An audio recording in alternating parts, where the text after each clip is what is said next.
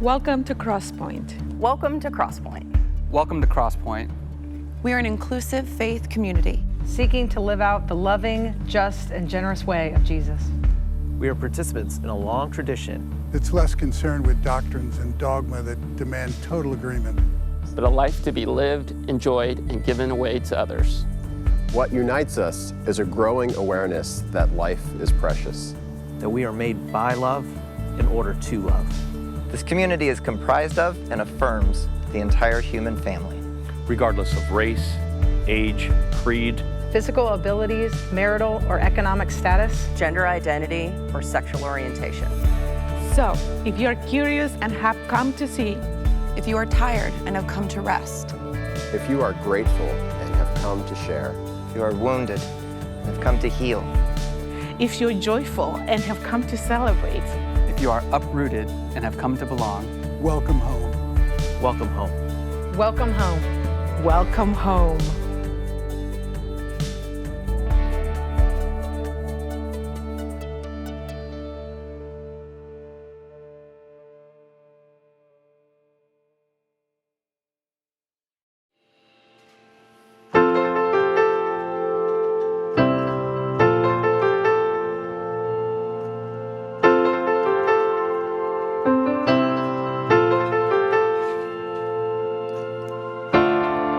You're the resurrection that we've waited for. You buried the night and came with the morning. You're the King of heaven, the praise is yours. The longer the quiet, the louder the chorus.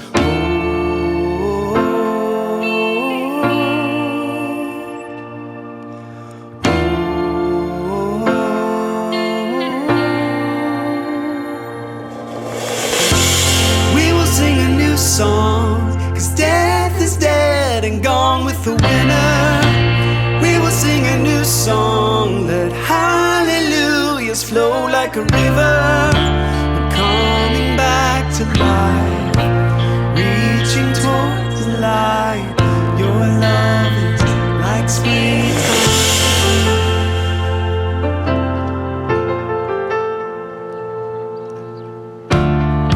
You're the living water, God, we thirst for you. The dry and the barren will flower anew. You're the sun that's shining, you restore my soul. And the deeper you call us, oh, the deeper we'll go.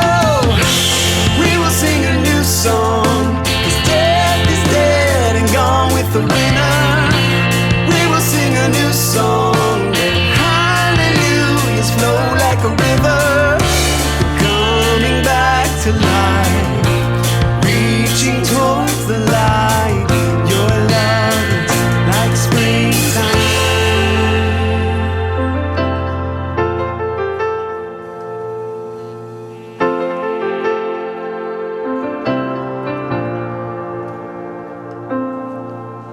Come tend the soil, come tend the soil of my soul, and like a garden, I will grow,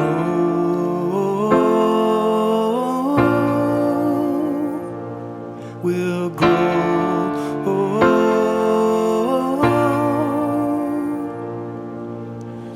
Come tend the soil, come tend the soil of my soul. And like a garden, I will grow. I will grow.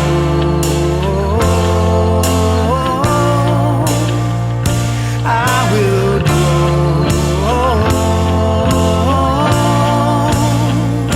I will grow.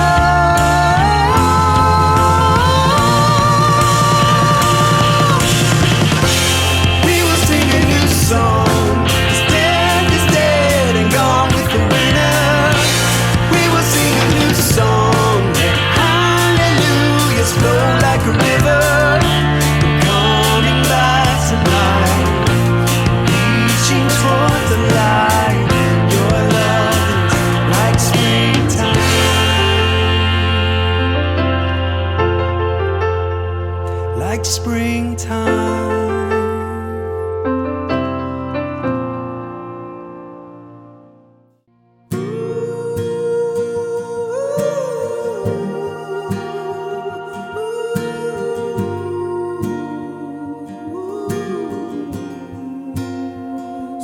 Sometimes I'm under starless sky, but I'm feeling more like dirt. How do I forget so fast who you are and what that's worth? Cause there's evidence of you in every corner of this life. So why am I still trying to prove that I don't deserve your time? Cause I am yours, and you will always be mine. It seems like madness, I'm invited to the table by your side. I am yours, and you will always be mine. I'm a man whose one ambition is to dance with my divine. And I am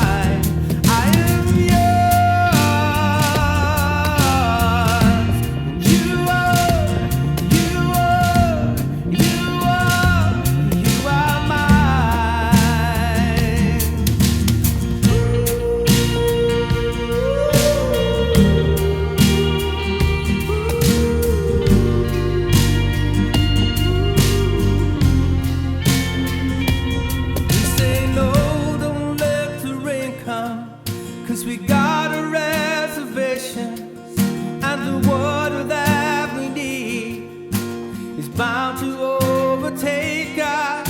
If I had to write a story of the greatest loves in time, I would have to sing of you.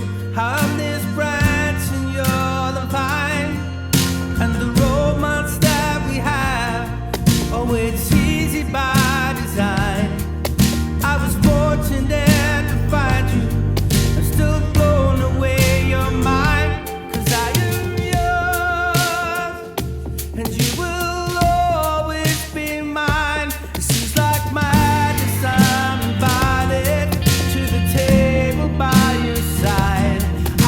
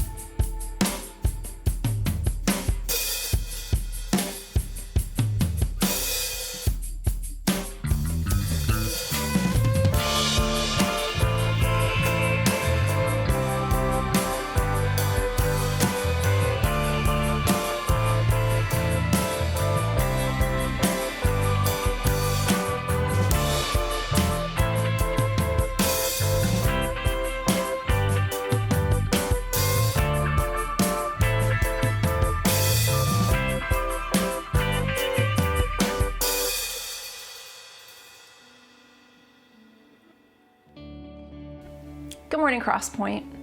Today, with other Christians around the world and throughout history, we use this day to remember and celebrate the life and resurrection of Jesus Christ. This past week is traditionally referred to as Holy Week, and it begins with last Sunday, called Palm Sunday, when we remember Jesus riding into Jerusalem on a donkey, celebrated by the people as they lay down their cloaks and waved palm branches and worshiped him as he passed. Holy Week also includes remembrance of Jesus' trial and death on the cross on what we call Good Friday, his burial on Saturday, and then Easter Sunday today, when we celebrate the women who came to the tomb where he lay, found it empty, and recognized that Jesus had risen, just as the gospel writers said he would.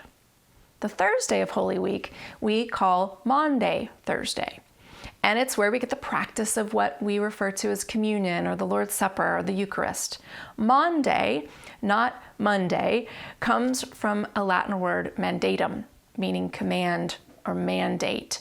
And it's believed to be taken from Jesus' words that said, "A new command I give you, love one another." So really, we might call Maundy Thursday command or mandate Thursday or even remembrance Thursday. The events of that evening are important to what we do as a community of people who follow the life and teachings of Jesus.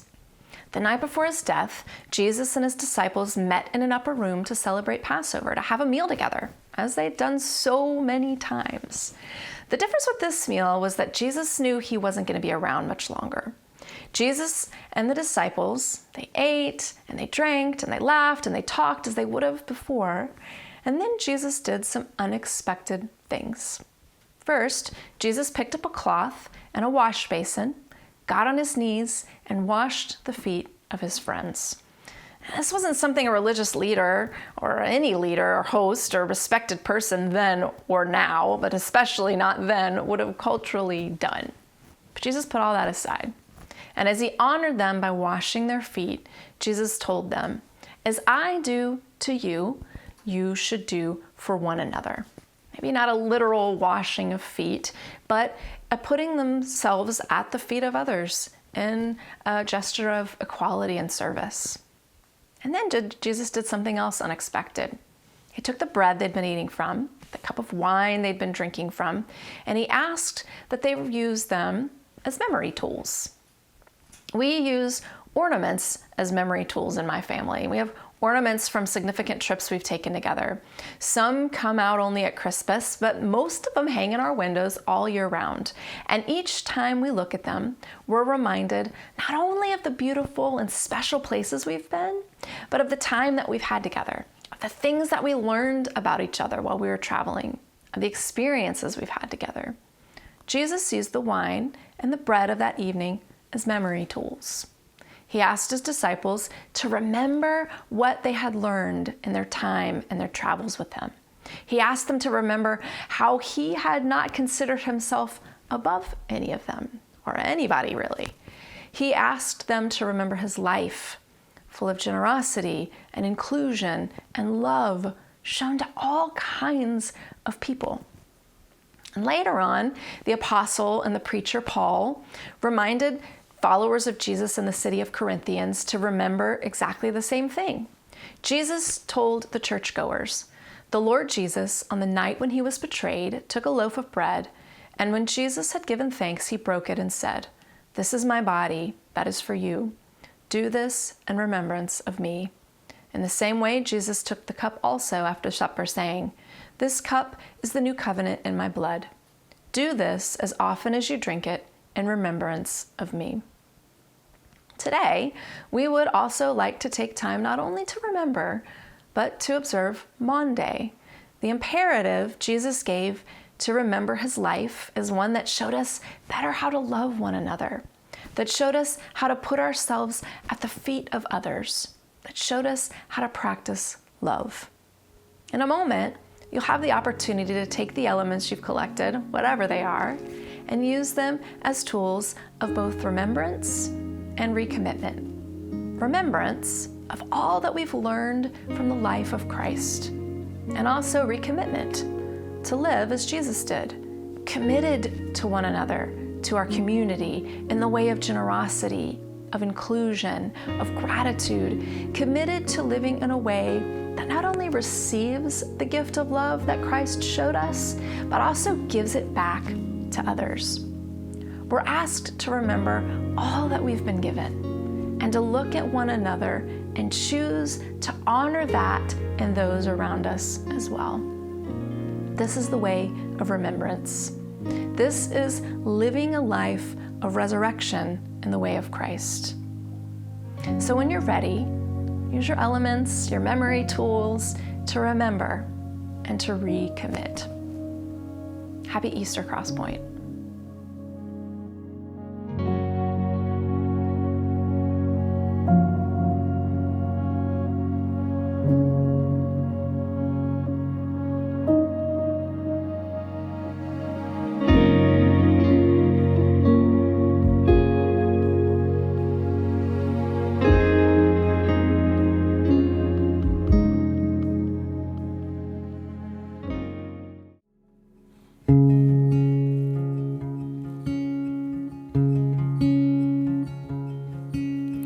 Christ has no body but yours,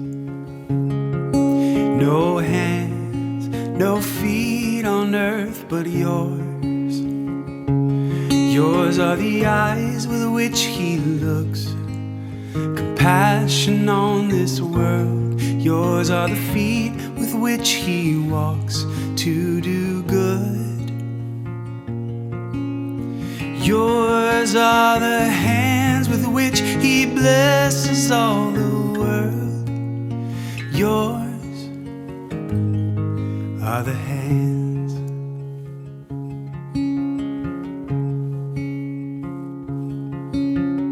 Christ has no body but yours, no hands, no feet on earth but yours.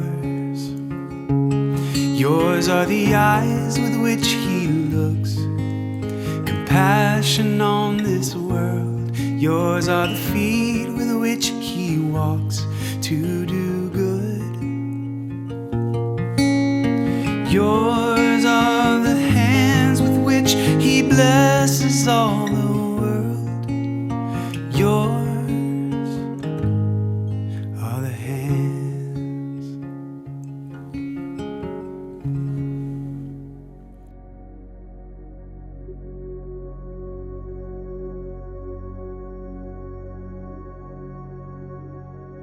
Maybe you're aware of the traditional Easter greeting, or what some of us would call the paschal greeting, where somebody says, "He has risen," and then in response, you or somebody else would say, "He has risen indeed."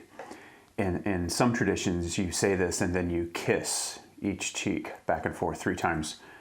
So you can add that if you're looking for a way to make Easter a little more awkward or interesting. He has risen indeed. This is an old saying, and it comes from the very end of the Gospel of Luke, where the news first starts getting out about Jesus. He's been murdered by the state collaborating with corrupt religious leaders. But now, 3 days later, he's alive, he's well, he has risen indeed. And now he's calling his followers to take his teachings and the news of his resurrection to everybody else. So, for us, having received communion a few moments ago, the elements, the bread and the cup representing his body and blood, remembering the death of Jesus, now we're going to move into celebrating that he didn't stay dead. And that he, in not staying dead, offers us a means of living without fear of death ourselves. Now, a generation or two ago, it seemed like the expectation was you didn't question things like this pertaining to your faith. You can question other people's faith all day long, that's fine, but not ours. You accept it, or you find yourself in some sort of danger zone. But as somebody who tries to keep his finger to the wind best he can about faith in our culture today, I think I am hearing more and more talk, high-profile debates about Jesus and specifically the resurrection. People putting this core faith claim of Christianity under the same lights of scrutiny as any other claim from history. Not only did it happen, can we know that it happened, but do people actually believe the resurrection happened? Or do many of us who call ourselves Christians secretly deny that it happened, but we just don't feel free or safe enough to admit that. Maybe even my bringing up these questions is uncomfortable for you. Like, today of all days, Doherty, can't we just accept it today, that it happened and move on? But for more and more of us, this core claim is harder and harder to accept, even though it seemed like years ago it was much easier to accept. So I want us to note that the Bible tells us Jesus was born, Jesus died, and Jesus resurrected. But Jesus' birth and death take almost no faith at all. And in fact, it would be easy to prove Jesus died with no other evidence than everyone else from back then is dead too. It's the resurrection we have to take on faith. It's the resurrection I, of course, can't prove. And it's the resurrection that people like the Apostle Paul said, that's what links everything together, like this solitary, completely out of view linchpin.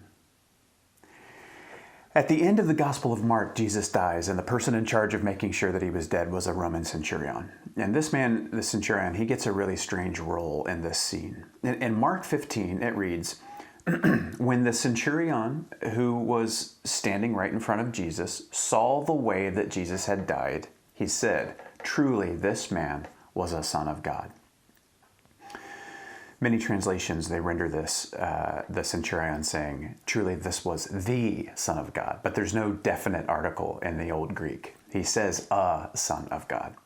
Which is a very interesting thing to say because Caesar Augustus, his boss or his boss's boss's boss, was referred to as the Son of God, as well as Lord and Savior of the world and all of those things that were already in circulation before Christianity got a hold of them. So it's almost like the centurion, responsible for carrying out the will of his Lord's kingdom, Caesar in Rome, he sees something in that moment that moves him so deeply that he sort of erupts with, now this is a real Son of God. This is what a Son of God looks like. And I like that interpretation. It's a fairly popular way to understand this moment. This centurion has just had his aha, and then, intentionally or not, correctly proclaims what's in front of him. But let me give you another angle, and it's less popular, but for me over the years it's become more compelling. When the centurion has Jesus and the other two men nailed to these execution stakes, like he has possibly seen or overseen 1,000 other times, he's completely unmoved. There are people crying in the crowd. Some are yelling, crucify that heretic. Other people are praying. Some people are saying, this is a travesty. You've just murdered the Messiah. What are you doing? He even hears some people saying, well, if he's the Savior, he can get down off the cross himself. He can save himself. He's heard stuff like this before. Desperate pleading all the way to vicious satisfaction. He has heard all of that before. Dozens, hundreds of times. So Jesus dies, and he dies before the other two men. So almost surprisingly fast, Jesus dies. After crying out into the sky, God, why have you forsaken me? The centurion sees all of this as he has seen some version of this so many times before. And he says, well, surely this was a Son of God. And it might have been sarcasm. That is to say, he saw and heard all of this, watched Jesus die like any other guy, and he said, some Son of God. Next. The Gospels actually have several examples of this attitude. People mocking or making ironic statements, and they turn out to be true. There's a demon-possessed man who calls Jesus the Son of the Most High, and that might have been an ironic thing to say. Pontius Pilate says, so you're a king then. Jesus' own murderers mockingly crown and robe Jesus like royalty. So it's not out of left field to understand the centurion seeing the way Jesus died and dismissing him with a mocking statement. That's actually, ironically, the truth, but he didn't mean it.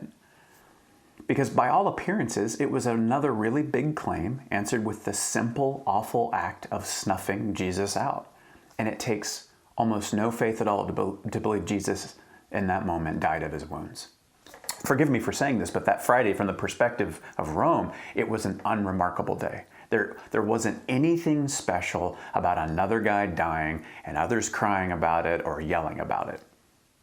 It was unremarkable in the sense that terrible stuff happening to good people, bad people, that's as regular and believable and as unmagical as it gets. Same stuff, different day.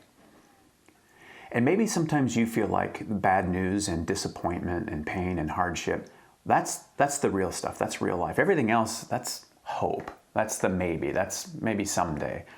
Yeah, I mean, you know there's a real world, but then there's what we believe. And it's what we believe, or supposed to believe, that requires us to almost ignore reality, or explain away reality, or requires us to insulate ourselves from questions and skepticism. It's like our faith has to take many of our thoughts and many of the facts of the world and push them down, lock them in a cellar. And we hate thinking about what's locked down there. And frankly, we become afraid and suspicious of the kind of people who feel so free to go around jiggling locks. Think of the state of the world, and so much of it it's the simple, hard, non-magical reality that people hurt each other. They hurt themselves. They selfishly prioritize their own interests and comforts over the literal lives of others, over the welfare of their neighbors, over the welfare of the planet. It takes no faith at all to admit that this is true. What takes faith is that there's actually a stronger, realer reality waiting to burst forth. It's hard to believe that half sometimes. Really hard. Sometimes I think we're not so much saddened by all the bad that happens as we are saddened by how rare it's counterbalanced with beauty and goodness and love, the things that we hope for. For a time, I had this weird thing happen where I would be suddenly grief-stricken during superhero movies. It was always during the most exciting scenes, like when Superman caught the jetliner that was falling out of the sky and, lands it safely in the baseball field and everybody survives, or when Iron Man early in the movie flies over to stop a band of terrorists who'd overrun a village of innocent people. I'd get this really strong sadness I couldn't figure out at first. Like the rest of the audience is cheering and my eyes are welling up with tears. But after some reflection, I realized I was sad because I fundamentally understood the bad parts of these scenes are the realistic parts. The accidents and the ugliness and human frailty. So it's only fiction by half. The fiction part was the counterbalancer. But in reality, Tony Stark ain't coming.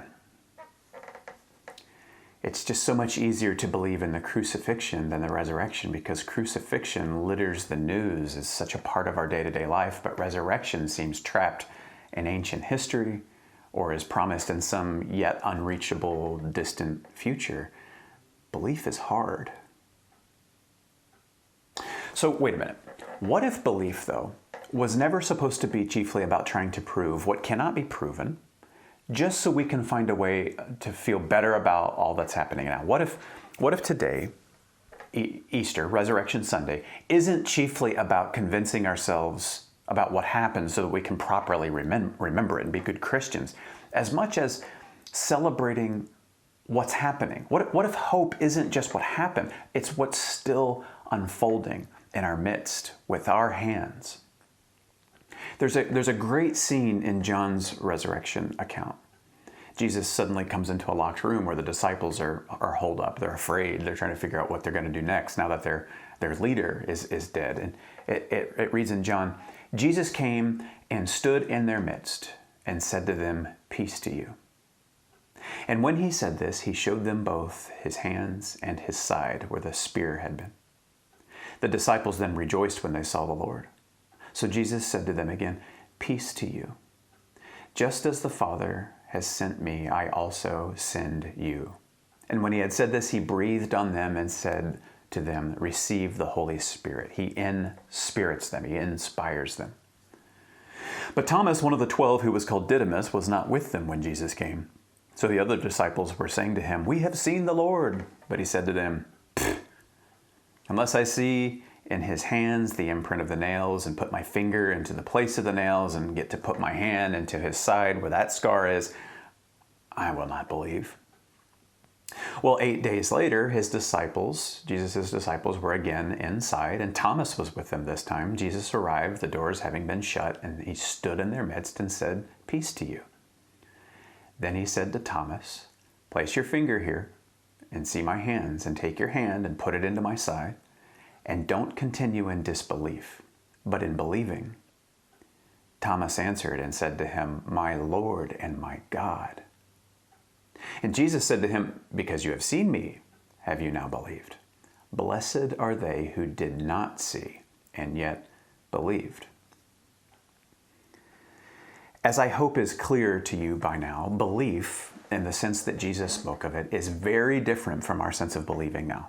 When I say now, I believe something, we sort of understand I'm primarily saying that I accept something in my head as true. Even if it doesn't shape my behavior, I can say, I believe that, and that's enough to put me in a club with other people who also say, we believe that, so you're one of us. But for Jesus, belief was about entrusting your living to a thing, to put your weight on it, not your mental assent or agreement. To say, I believe for those first followers of the way of Jesus was to say, I do what I do, choose what I choose, live how I live, speak how I speak, risk what I risk, give how I give, because I believe in the way of Jesus. So Thomas saw the scars and said, oh my Lord, oh my God. And Jesus says, sure, you're never going to be the same because you're going to be one of this incredibly small number of human beings who get to see what you're seeing. However, blessed, or the word can be translated happy or fortunate or lucky, blessed, happy are those who, without this ability to document this incredible moment, still believe in that original sense. Not have in this moment in their heads, but believe in the original way. Blessed are those who will live as though the reality of life does in fact outweigh that of death, who will live unafraid of death and pain and disappointment because they know how to listen to that little voice in them that says, death isn't the end. Stop living in this survival of the fittest mentality. Blessed are those who cannot travel back in time to see what you see, Thomas, but still live as ones who no longer act like survival of the fittest is the last word on human existence. Now, I know there are some of us, many of us, who feel like it's their intellectual duty to disbelieve claims that can't be tested or proved. I really do understand and respect this. I know that no matter what anybody says, you're not going to believe that which has no proof. Deep down, you're just not going to believe it. So I'm not going to spend much time addressing this because, one, my time machine completely ran out of plutonium, supply chain issues being what they are. There was nothing I could do. But two, I want to say that the big claims require big evidence thing, that lives in me as well. It's important and it guides us very well. I don't trust people who simply believe things because they're supposed to. That doesn't make any sense to me. But I want you to think of it like this. There are a lot of things we can know about reality, and yet are themselves so incomprehensible that we couldn't be accused of being sloppy with our language if we called those things magical or miraculous. Think of this. If right after the centurion saw Jesus die, if right after that he somehow shined an incredibly high-powered laser pointer, I don't know where he got it, but he shines a laser pointer up in the sky, that beam of light would have only traveled, over the last 2,000 years since the crucifixion, about 2% of the total width of just our galaxy. 2%. That light would still have 98% of the distance to go. At the speed of light, 186,000 miles a second, that light wouldn't have gotten anywhere yet. Think about how huge that makes our galaxy. And now think, as huge as the Milky Way galaxy is, our galaxy, from another planet and somebody else's galaxy, our galaxy is just one of the countless little white dots in their night sky. There are billions and billions of these galaxies, full of trillions of stars stretching out in all directions for infinity. You can't process that. Even though I can explain it, I can't get my head around that.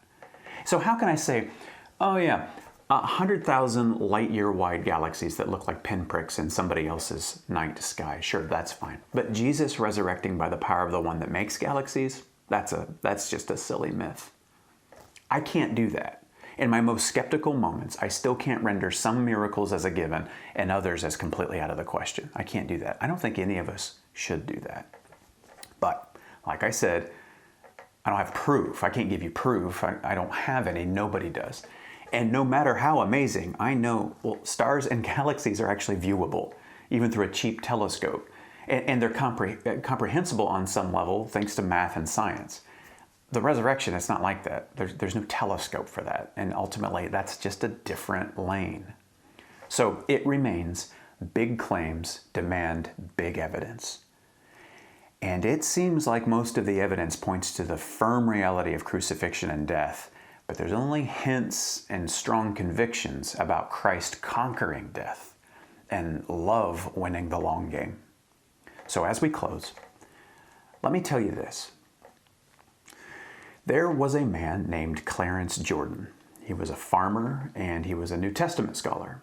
And he grew up in the South as a Southern Baptist, and he was very bothered by the racism and the effects of racism that he saw all around him.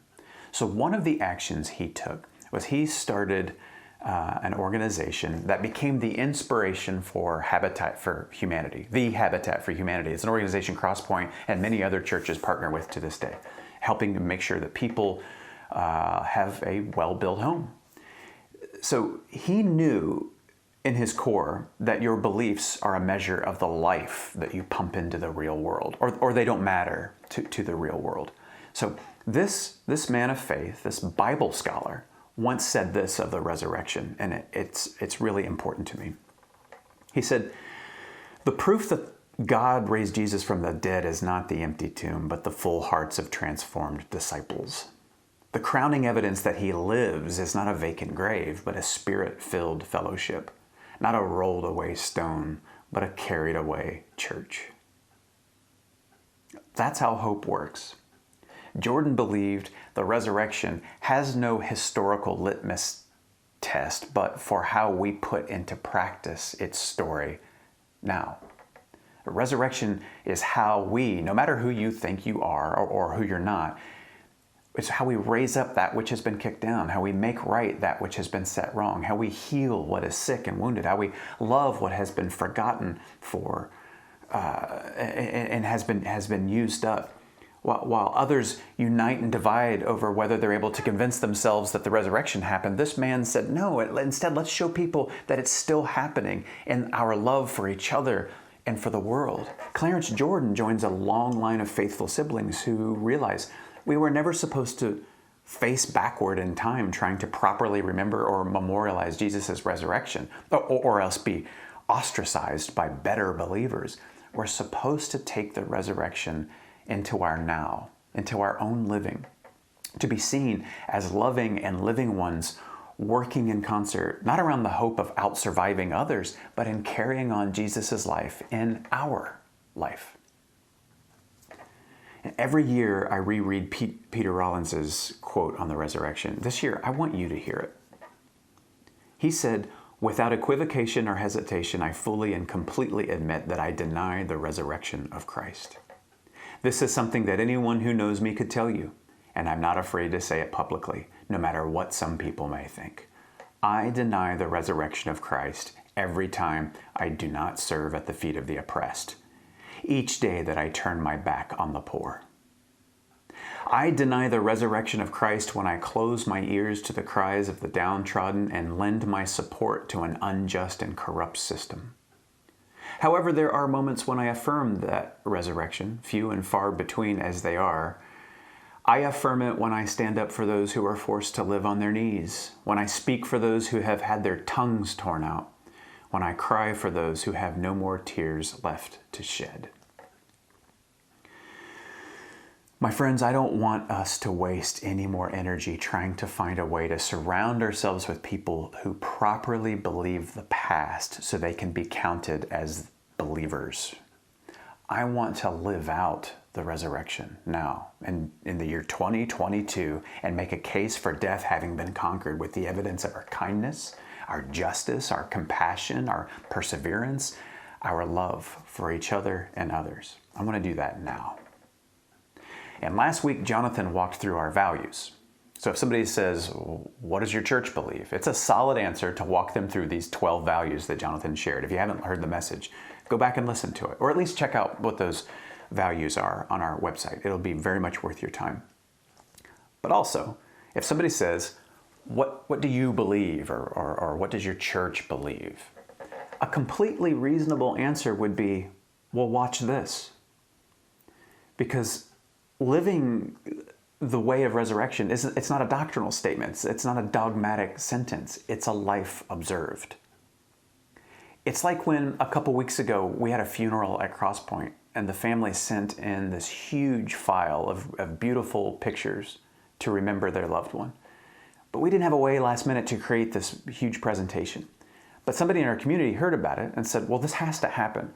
They dropped everything, stepped in, and created this beautiful tribute that we could show during the funeral because they immediately understood how that was going to bring light into a very hard place. Or it's like a couple weeks back when there were two people on a Sunday. They didn't know each other. They met on Sunday and they discovered they both had a desire to help refugees and displaced people. So they got together after Sunday morning and they became friends. They're already working together through their common passion because they understand how much that's going to bring hope to incredibly difficult circumstances. Or it's like a couple weeks ago when somebody who goes to Crosspointe, they got to talking to a stranger during the first 15 minutes of service, and they came to the conclusion that the person they were talking to was just really struggling. So they decided they were going to bring them a meal because she understands how a simple meal brought to somebody can totally change someone's day, brighten up their life. Or it's like when a teenager came to understand that another young boy at Crosspointe who's been through enough hardship for someone 10 times his young age, this teenager found out he just needs people in his life. So this teenager started giving him some time and making sure he got to basketball games and soccer practice, and making sure this kid understands how much his life matters, because sometimes that's hard to remember when you're young and hurting. Or it's like when there were some parents who recently found out that their child has a very rare diagnosis and it's made them feel completely overwhelmed and alone. But they ran into another parent at Crosspointe whose child had the same diagnosis years ago and just coincidentally had a conversation with them on a Sunday at Crosspointe and was able to give them hope and some options and friendship and help carry that load. Or it's when a group of men recently went and made repairs to the home of a woman who just didn't have any other options for getting that work done. Or it's when several people recently went to build 2 different houses for low-income families right here in our area so that they could have a place to live and raise their kids. Or it's when refugees who speak no English were given support and resources by several members of this church so they could establish themselves and their children's lives in our completely foreign, different cultural context. I could go on and on all the way through dinner probably telling you stories about how people have affirmed the way of life is still conquering the way of death. Stories that reinforce that our belief in the resurrection of Christ isn't merely a historical conviction. It's a way of being hope in the here and now. We don't just have hope. We live out hope. We are hope.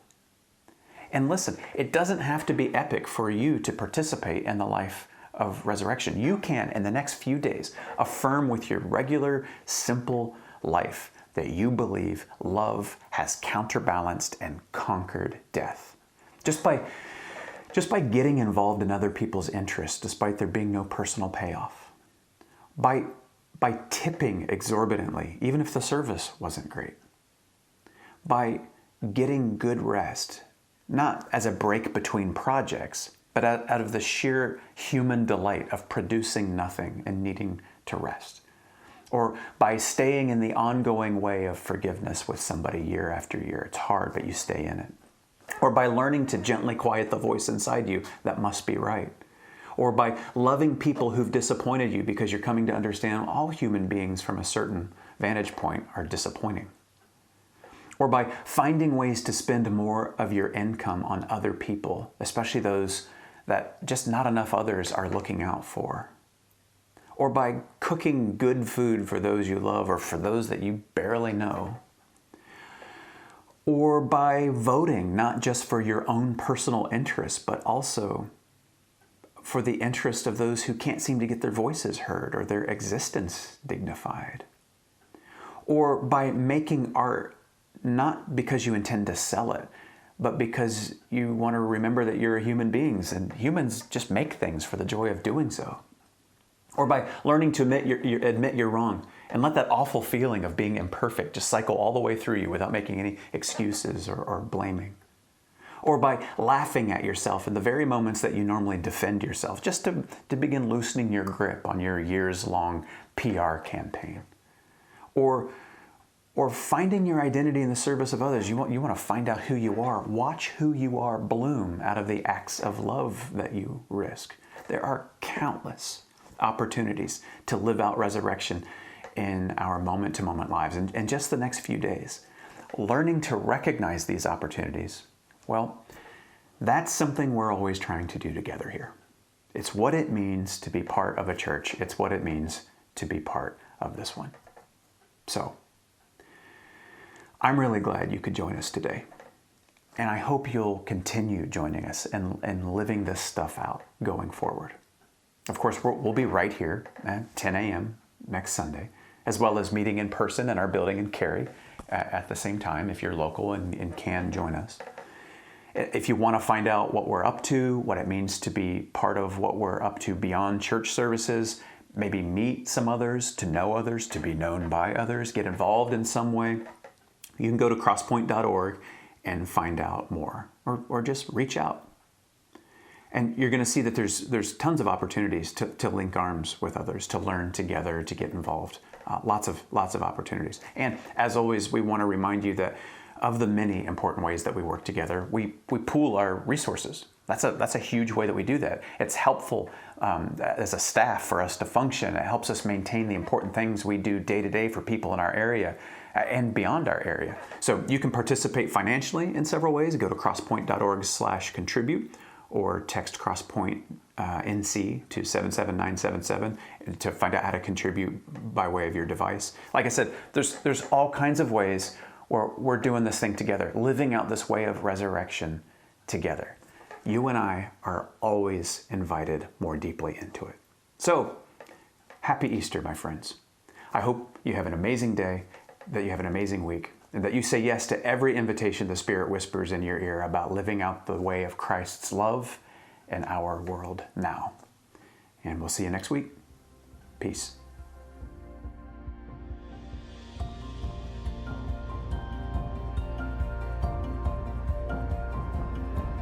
If you would like to know more or get connected to Crosspointe, go to crosspoint.org.